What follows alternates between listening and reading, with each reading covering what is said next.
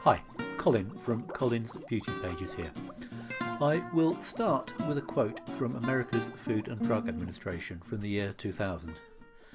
There are no federal standards or definitions that govern the use of the term hypoallergenic. The term means whatever a particular company wants it to mean.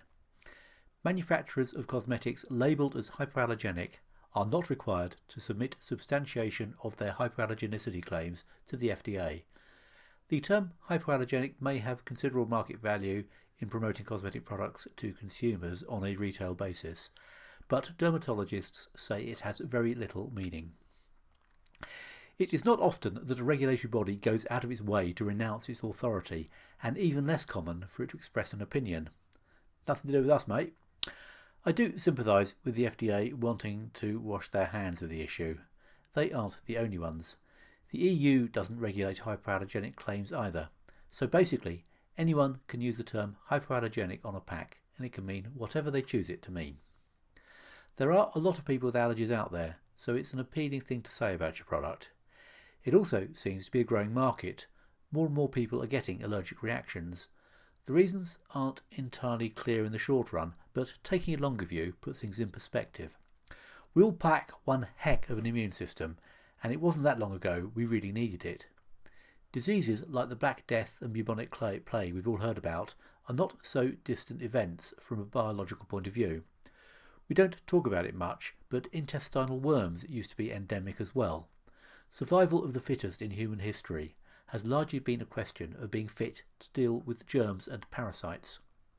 What this means is that we now have the equivalent of a nightclub bouncer looking after a nursery. We have got rid of infectious diseases and parasites by a combination of inoculation, medication and sanitation.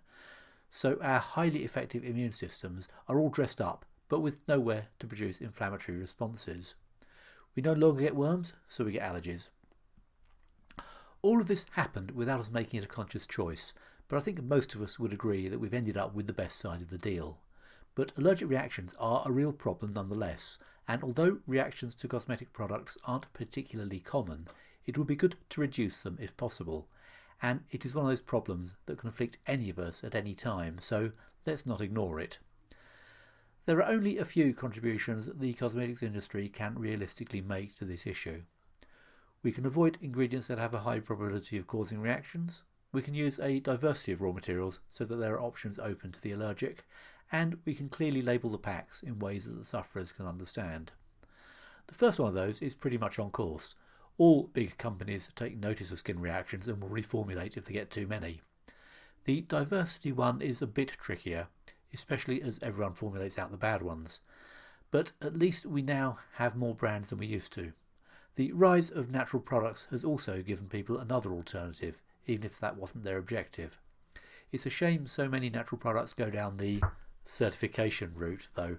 Quite apart from the fact that most natural standards are simply daft anyway, they also impose more uniformity, which is a bad thing for allergy sufferers. But when it comes to labelling, the situation is not at all good, and it could be a lot better. In fact, the hypoallergenic label is certainly not helping. How could it, when nobody knows what it means, including the people making the products? It is tempting to suggest it is time to ditch the term altogether, but it's been around since the 50s. Although you could argue that it hasn't done much good in that time, it must have some kind of resonance with people to have lasted that long. I think it's possible to come up with some kind of definition of what constitutes a product that is less likely to provoke allergic reactions, but that's going to be another video, I'm afraid. For now, if you see hypoallergenic on a personal care product, I suggest you simply ignore it. You don't know what it means, the person who wrote it in the first place doesn't know what it means, and in fact nobody anywhere knows what it means.